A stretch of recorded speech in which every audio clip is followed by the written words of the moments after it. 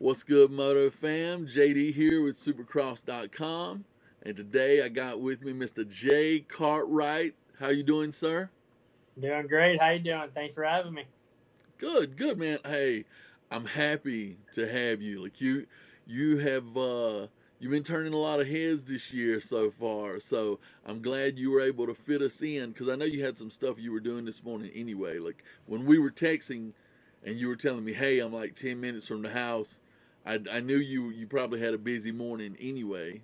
So why don't you start out and kind of tell us, how your days or how your week schedule goes between like workouts, nutrition, prepping. You got guys that are yoga guys, weight guys, band guys, whatever. Tell us a little bit about that stuff. Yeah, so my week's pretty normal. Like let's say like on Monday, I usually just get up, just get a bite of breakfast, warm up, kind of maybe do like a 10 to 15 minute spin, and just to get blood flowing before I go ride. Mm-hmm. I head to the track and we do our certain amount of motos that we do at the farm, at the Carmichael farm with Jeannie and Ricky, and then I come back, I relax, kind of get on my lunch or anything like that. Then I go straight to the gym, either to the gym or on the mountain bike or road bike, just depending on what my off the bike trainer tells me to do, Drew Whitehead. And after that, we kind of just get back and just cook dinner and just start relaxing. We'll Okay. do yoga sometimes. Like I do yoga maybe like once a week or something, just to kind of get stretched out and everything. And also Mm-hmm. we stretch every night to get our muscles nice and flexible. Yeah, you better. Yeah, it definitely helps when it comes to stuff like crashing or anything like that. Being stretched out definitely helps. Well, you were talking about where you lived in regards to the track and whatnot. I don't know if most people know this, but you were in Tennessee. You were saying till probably about your senior year, or whatnot, and then you moved to Florida. And Yep. so, um, I mean that's a little bit of transition where you were thinking about being in Knoxville. Dude, Knoxville's way different than Tallahassee area.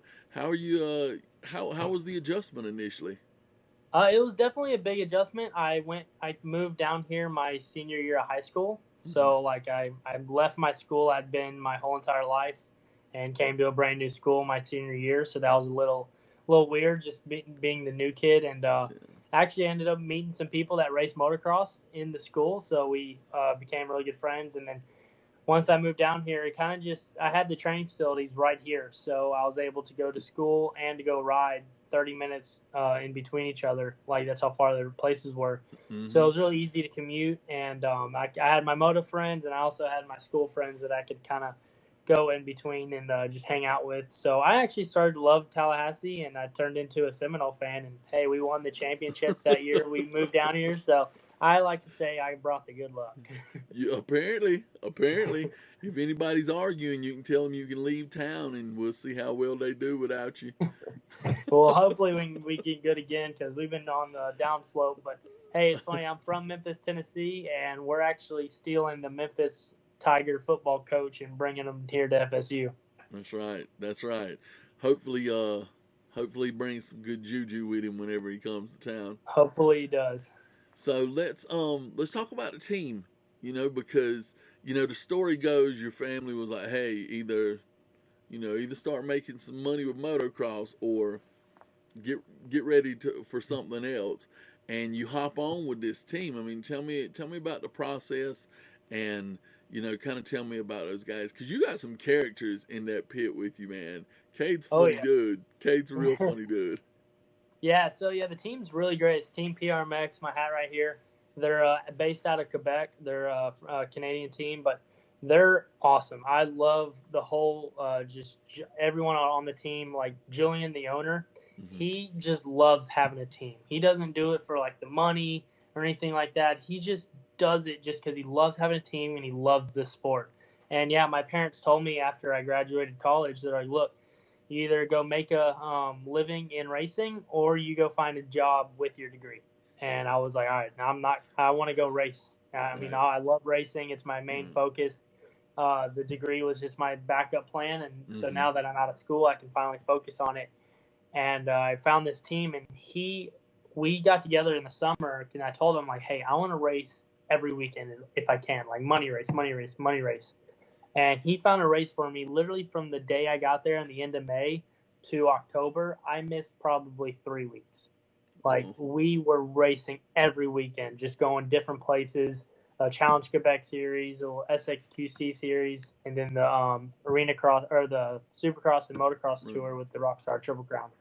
And so it was really fun. So now we're in the Supercross, and now our team is pretty full with me, Cade Clayson, Logan Carno, Matthias Jorgensen, Justin Thompson, and Lorenzo Lacurcio. So we actually have quite a universal team of just people from different places and from different countries. Like Lorenzo's from a different country, Matthias is from a different country, and so is Justin Thompson. And then the team is from Quebec. So it's pretty cool just having the whole diversity of our squad just kind of just hand happy and being fun on race day. Yeah. And you know what, for a lot of people don't know, it's actually like that more than what people think outside the States. Like when you go to visit some other pits, some other race squads, they really are. They're bringing in talent from all over. It's not like it's just one spot. So he's probably more in the majority outside the States than inside the States, but that's usually how it's done. Oh yeah. I mean, if you look at I know it's a little different with the GPs because their series is with just in Europe where there's tons of different countries. But man, every team in the GPs has a different country, man, on their team. It's just all across, and it's kind of growing here in the States too. Like you look at a lot of the teams. Like I mean, Roxon's from Germany, Musquin's from France. Like you just have all these different people, and I like it. Brings the sport together, and gets it even bigger. Yes, that's for sure. That's for sure. So we got a chance to talk about the team. Let's talk about the bike because this is your first year on this horse. You've rode other bikes in the past, so let's talk about the bike, the process of where I guess you can say the progression of getting it to this point, and maybe some of the differences between what you're on now and what you've been in the past. Yeah. So like my whole pro career.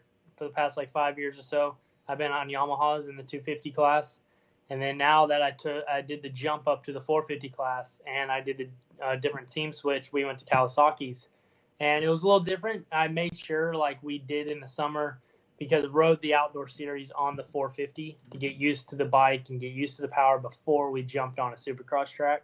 Right. I think that helped out a lot because it's just easier to get used to a 450 and to a different bike on a motocross track.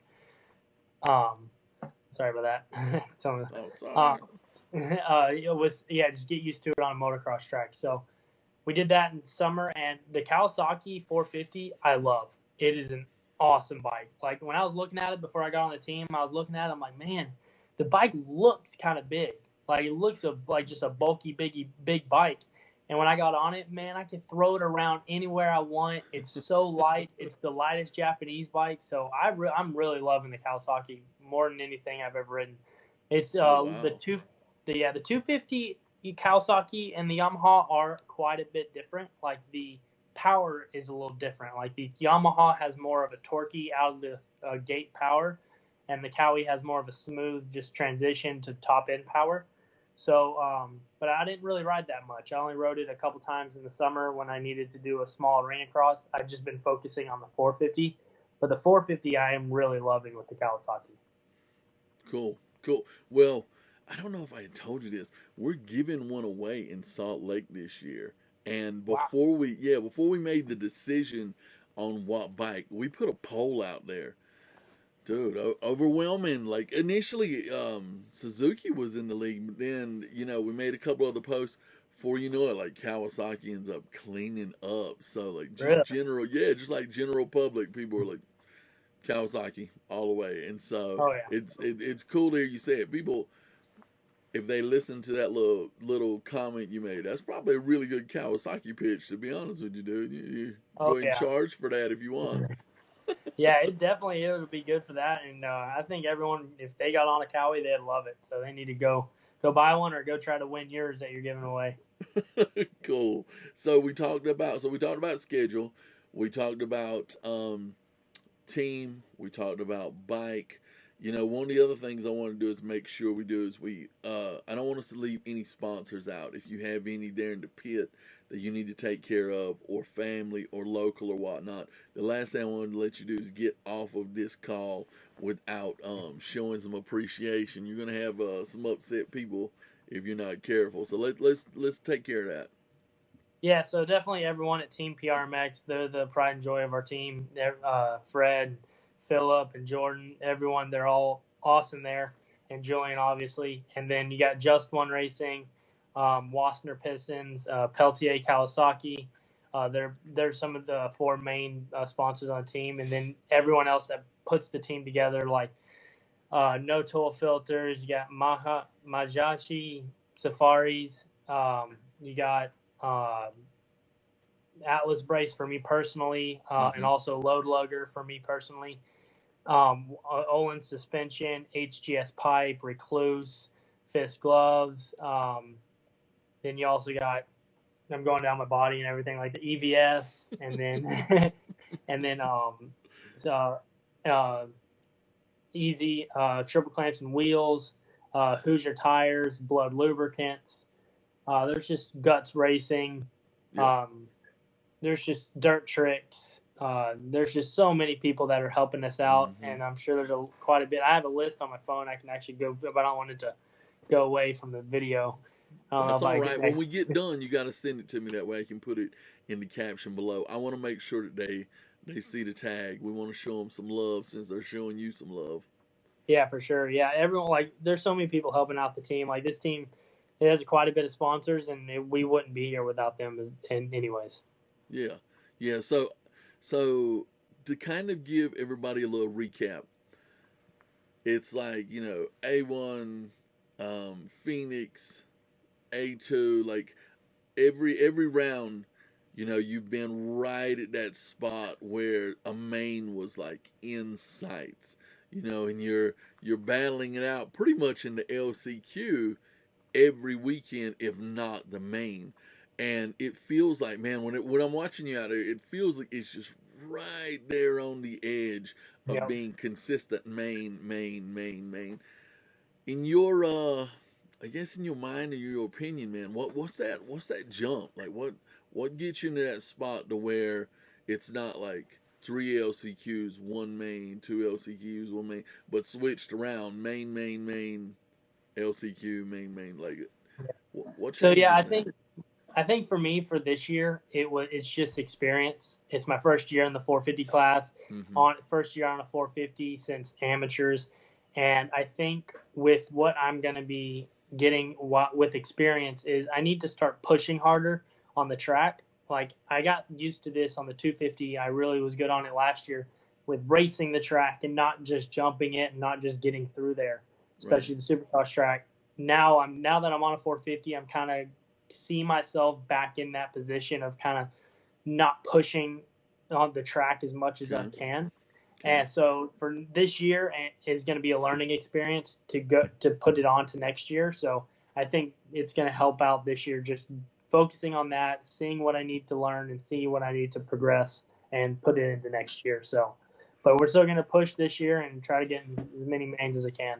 Okay. So everybody, you can see his handle, right in this area here. That's his Instagram. Make sure you give this guy a follow. He puts out really good content, and we'll just keep following him throughout the year. Hey man, we appreciate the call, dude. Hey, thank you so much for having me. All right, talk to you later. See ya.